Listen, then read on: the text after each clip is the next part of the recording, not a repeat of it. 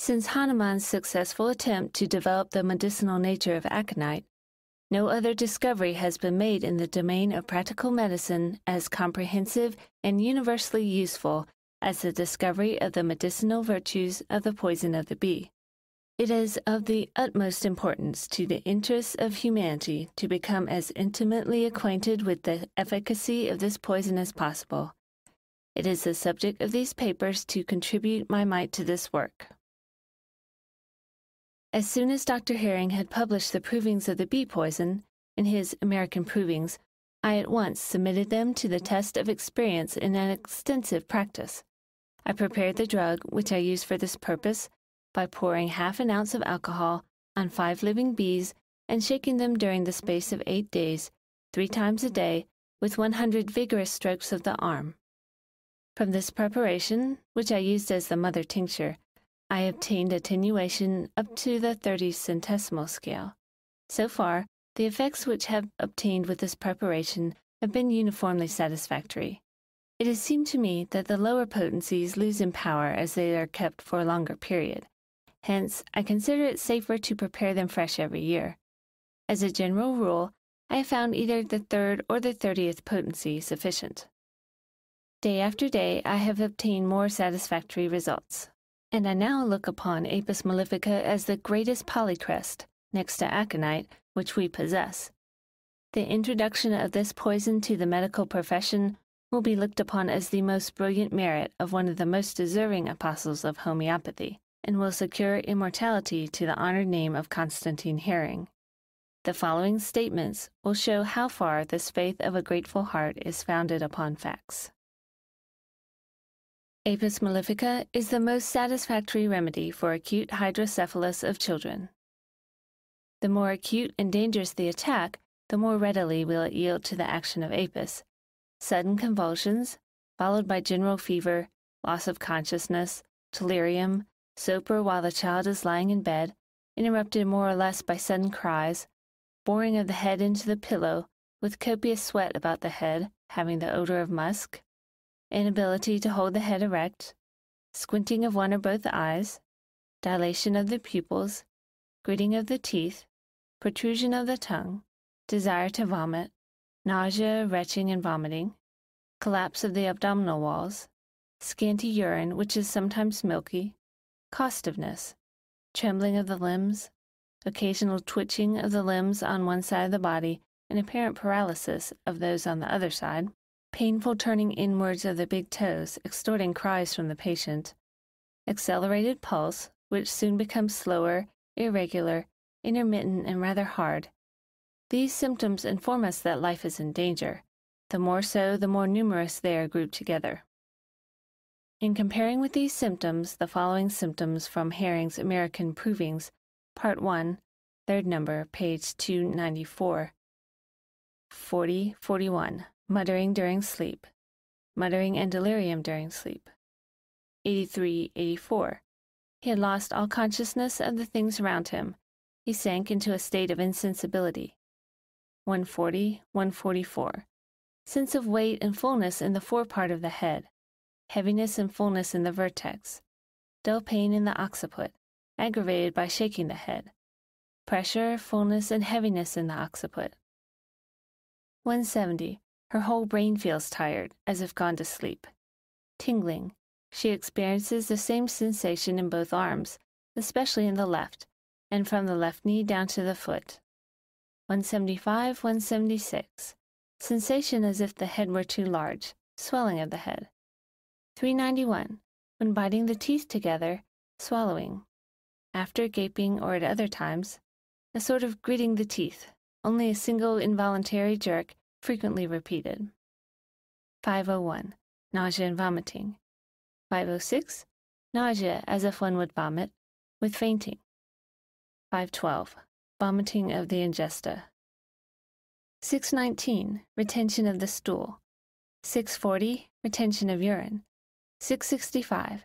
Scanty and dark-colored urine. 980, 984, 985. Trembling, convulsions, starting during sleep as if in a fright. 1020. Sudden weakness, compelling him to lie down.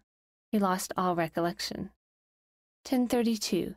Great desire for sleep. He felt extremely drowsy. If we compare these effects of apis to the above-mentioned symptoms of hydrocephalus, we shall find the homeopathicity of apis to this disease more than superficially indicated. If we consider, moreover, that the known effects of apis show that it possesses the power of exciting inflammatory irritation and edematous swellings, we are justified, by our law of similarity, in expecting curative results from the use of apis in all such diseases. The experiments which I have instituted for the last 4 years have convinced me of the correctness of this observation. Whenever I had an opportunity of giving apis at the commencement of the diseases, it would produce, within 12 to 24 hours, quiet sleep, general perspiration affording relief. The feverish and nervous symptoms, together with the delirium, would disappear from hour to hour, and on waking, the little patient's consciousness was lucid, the appetite good, and recovery fully established. This is a triumph of art, which inspires us with admiration for our science. Less surprising, but equally certain, is the relief if apis is given after the disease has lasted for some time. In such a case, the medicine first excites a combat between the morbific force and the conservative reaction. The greater the hostile force, the longer the struggle between momentary improvement and aggravation of the symptoms. It may sometimes continue for 1, 2, or 3 days. It is not until now that a progressive and permanent improvement sets in. The desire to vomit is gone, the twitching, trembling, and the struggle generally diminish from hour to hour. Consciousness returns, the squinting and dilation of the pupils abate, gritting of the teeth and protrusion of the tongue cease, the position and movements of the head and limbs become more natural, the pulse becomes more regular. Its slowness yields to a more normal frequency. The feverish heat terminates in sweat, which affords great relief, and the retention of stool and urine is succeeded by a more copious action of both the bowels and the bladder. The natural appetite returns, the reproductive process is restored, sleep is quiet and refreshing, and recovery is perfectly established in an incredibly short period. A cure of this kind generally requires 5, 7, 11, and 14 days. This result is so favorable that those who have not witnessed it, or who are too ignorant and egotistical to investigate the facts, may reject it as incredible. Such brilliant results are obtained by means of a single drop of apis, third attenuation. I mix a drop with 7 tablespoonfuls of water and give a dessert spoonful every hour, or every 2 or 3 hours. The more acute the attack, the more frequently the dose is repeated. This method generally suffices to effect a cure more or less rapidly. As long as the improvement progresses satisfactorily, all we have to do is let the medicine act without interfering. If the improvement is arrested, or the patient gets worse, which sometimes happens in the more intense grades of this malady, the best course is to give a globule of apis 30 and to watch the result for some 24 hours. After the lapse of this period, the improvement will either have resumed its course or else it will continue unsatisfactory. In the latter case, we should give another dose of the above-mentioned solution of apis 3. Not unfrequently I have met with patients upon whom apis acts too powerfully, causing pains in the bowels, interminable diarrhea of a dysenteric character, extreme prostration, and a sense of fainting. In such cases, the tumultuous action of apis is mitigated, and the continued use of this drug rendered possible by giving apis in alternation with aconite in water every hour or 2 hours. Except such cases, I have never been obliged to resort to other accessory means. Apis is no less efficacious against the higher grades of ophthalmia. It is particularly rheumatic, catarrhal, erysipelatous, and edematous ophthalmia which is most rapidly, easily, and safely cured by apis, no matter what part of the eye may be the seat of the disease. The symptoms 188 to 307 distinctly point to the curative virtues of apis in ophthalmia. Sensitiveness to light, with headache, redness of the eyes. He keeps his eyes closed, light is intolerable, the eyes are painful, and feels sore and irritated if he uses them. Weakness of sight, with feeling of fullness in the eyes, twitching of the left eyeball, feeling of heaviness in the eyelids and eyes, aching, sore pressing, tensive, shooting, boring, stinging, burning pains in and around the eyes and above the eyes and the forehead, redness of the eyes and lids, secretion of mucus and agglutination of the lids. The lids are swollen, dark red, everted. The conjunctiva is reddened, full of dark blood vessels which gradually lose themselves in the cornea. The cornea is obscured, smoky, showing a few little ulcers here and there. Profuse lacrimation. Stinging, itching in the left eye, in the lids around the eye. Sensation of a quantity of mucus in the left eye. Sensation of a foreign little body in the eye. Soreness of the canthi.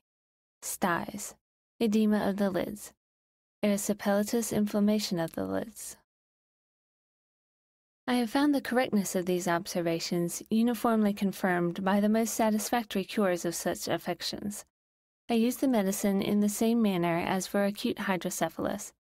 In some cases, I found the eye so sensitive to the action of apis that an exceedingly violent aggravation of the inflammatory symptoms ensued, which might have proved dangerous to the preservation of such a delicate organ as the eye.